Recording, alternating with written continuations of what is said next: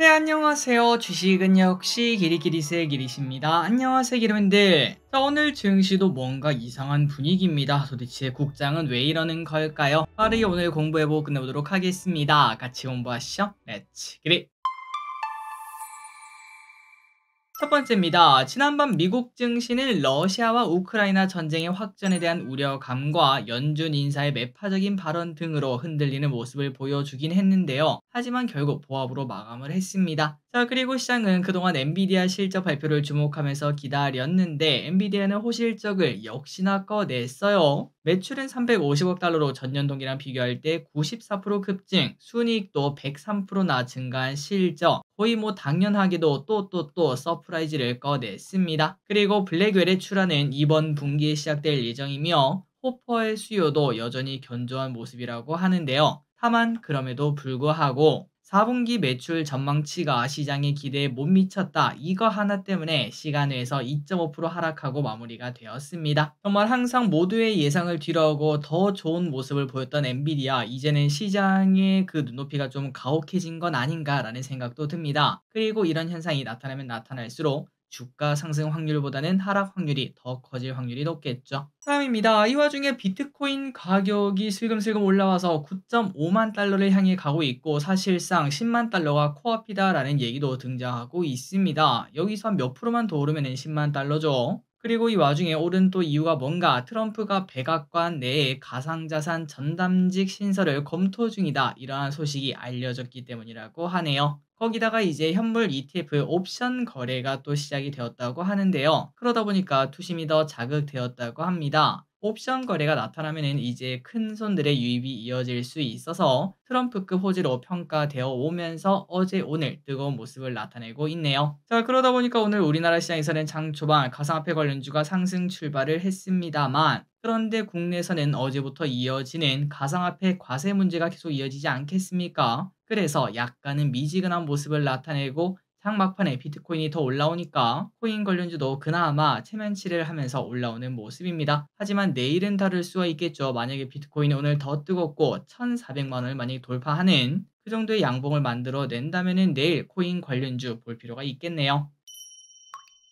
다음입니다. 최근 전쟁 우려 때문에 재건주가 쭉 빠지는 모습을 나타냈죠. 그런데 어제 장 종료 후 푸틴이 트럼프랑 협상하겠다. 단 우크라가 나토 가입을 포기하면 이러한 얘기를 하면서 또다시 재건주가 시간에서 상한가를 가는 모습이 나타났었습니다. 그런데 어제 저녁이죠. 이번에는 미국 미사일이 아닌 영국 미사일인 스톰 섀도로 러시아를 공격했다는 이야기가 나타나면서 그러니까 오늘 오전 재건주는 갈팡질팡하는 모습을 나타내더라고요. 다만 우리 모두가 알고 있지 않겠습니까? 결국은 전쟁이 끝날 것이라는 거. 러시아에서 핵 이야기가 나온다고 하더라도 절대 그걸 꺼내지 않을 거다라는 걸 알고 있기 때문에 오늘 우크라 재건주가 매우 뜨거운 모습을 나타냈고 당분간은 변동이 조금 클 것으로 예상이 됩니다. 다음입니다. 공모주가 뜨거운 모습을 보여줍니다. 오늘 상장한 교보 17호 스펙 또다시 달려가는 모습인데요. 전일 위치가 따따블 근처까지 갔던 그러한 심리가 반영된 건지 공모가 2,000원에 고가 5,380원까지 찍는 모습을 보여줬습니다. 그리고 시작가가 2,150원인가 그래서 만약에 장 초반에 하나만 샀더라도 그게 한 3,000원 이상의 수익을 줄 수도 있었다는 거겠죠.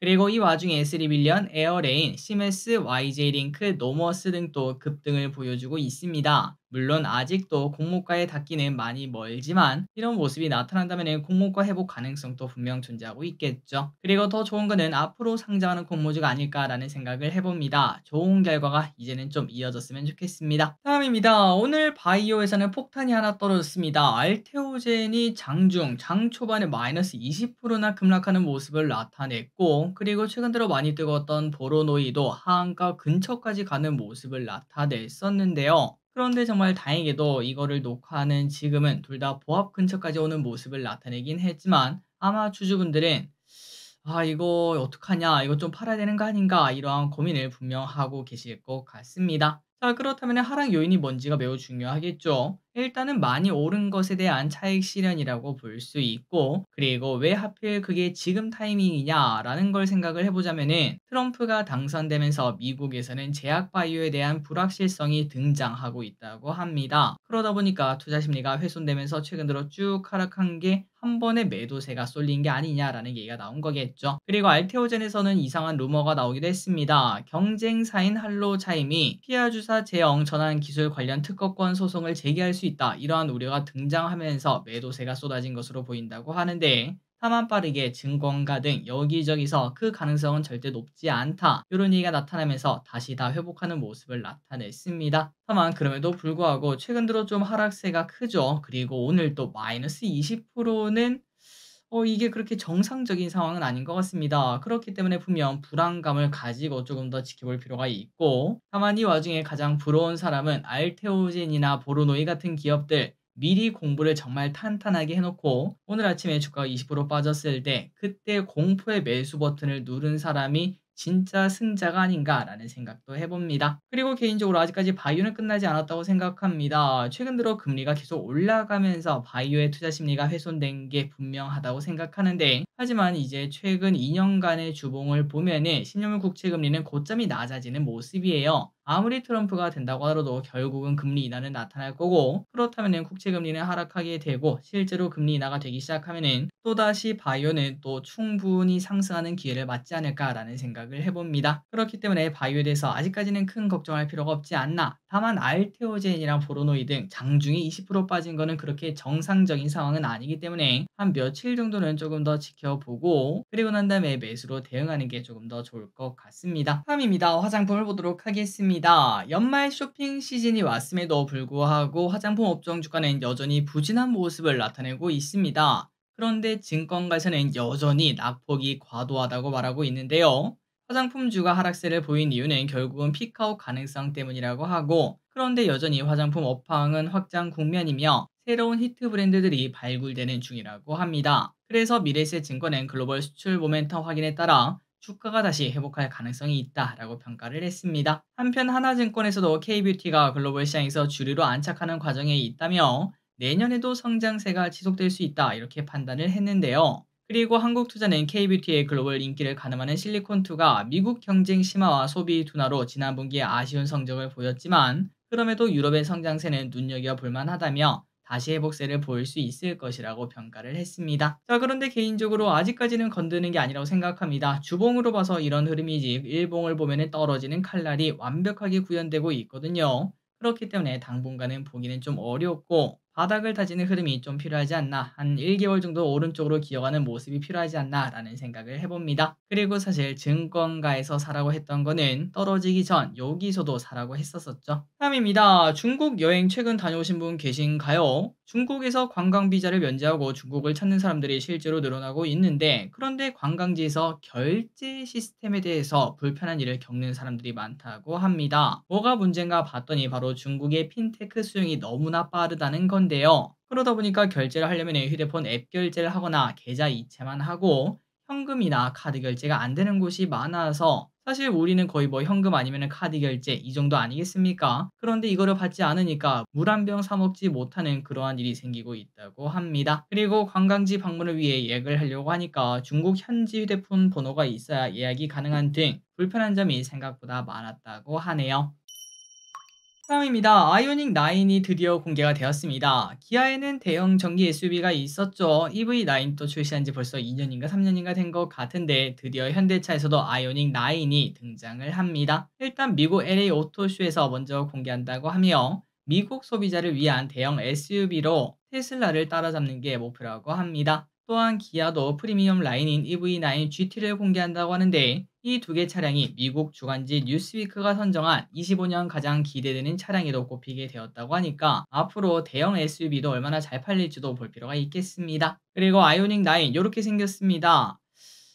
뒤쪽은 뭔가 스타리아 같은 느낌이 좀 들긴 하는데 그래도 앞쪽은 괜찮은 것 같더라고요. 그리고 이 친구 EV9도 진짜 크지 않겠습니까? 그거보다 조금 더 크게 나왔다고 합니다. 이 정도면 뭐 주차장에 주차하기도 쉽지 않을 것 같은데 나중에 한국 이제 뭐 전시장에 오면은 한번 보러 가야겠습니다. 다음입니다. 경기가 안 좋은 건 다들 알고 계시죠? 그런데 그러다 보면 당연히 차량 판매는 떨어질 수밖에 없는데 제네시스는 여전히 탄탄한 모습을 보여주고 있다고 합니다. 실제로 데이터를 봤을 때 제네시스는 작년 대비 5%나 늘어난 판매량을 보여주고 있으며 올해 무려 11만 대를 팔았다고 하는데요. 그런데 그 외 고급차 브랜드인 벤츠, 볼보 등은 작년 대비 10%나 판매량이 하락했고 아우디는 50%나 하락한 모습을 나타냈다고 합니다. 이 와중에 럭셔리 브랜드 중에서는 렉서스만 4% 정도 상승하며 체면을 지켰다고 하지만 원래 렉서스는 판매량이 그렇게 많지는 않았다고 하네요. 그래서 결국 이렇게 경기가 안 좋은 와중에도 럭셔리 라인에서 잘 나가는 차량은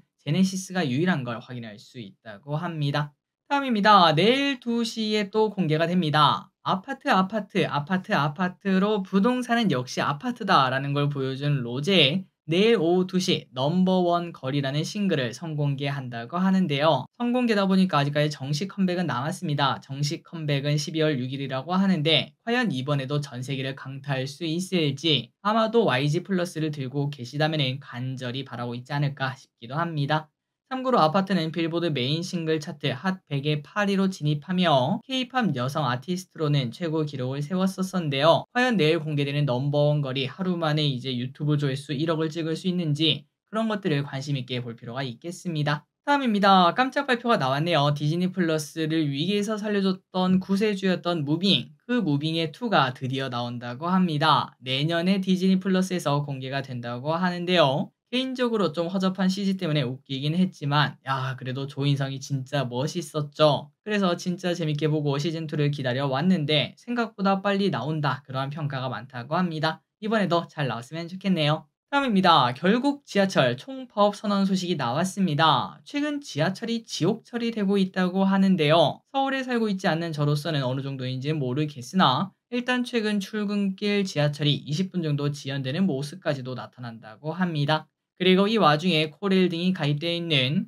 민주노총 공공운수노조 산하 전국철도 노동조합이 12월 5일부터 총파업을 예고했다고 하는데 여기서 원하는 게 뭔가 봤더니 2.5% 수준의 기본급 인상, 다른 공공기관과 동일한 성과급 지급, 체불 임금 해결, 인력 감축 중단, 운전실 감시 카메라 시행 중단 이런 것들을 요구하고 있다고 합니다. 과연 내년 12월 5일 전까지 타결이 될 수 있을지 한번 볼 필요가 있겠네요. 다음입니다. 좀비가 득실득실. 코스닥 내 상장된 기업 중 부실 기업들이 많아 전체적인 지수 흐름도 좋지 않다는 분석이 등장하고 있습니다. 상장된 1771개 기업 중 3년 연속 이자 보상 배율이 1배 미만인 기업이 363개나 된다고 하는데요. 도대체 이게 뭔 소린가 봤더니 영업이익으로 이자조차 못 내는 이거는 그냥 저를 빗대서 생각해보면 될 것 같습니다. 예를 들어 저기리시 월 200을 버는데 이자를 300을 내야 됩니다. 그렇다면 저는 절대 그 건전한 삶이라고 말을 해볼 수 없겠죠.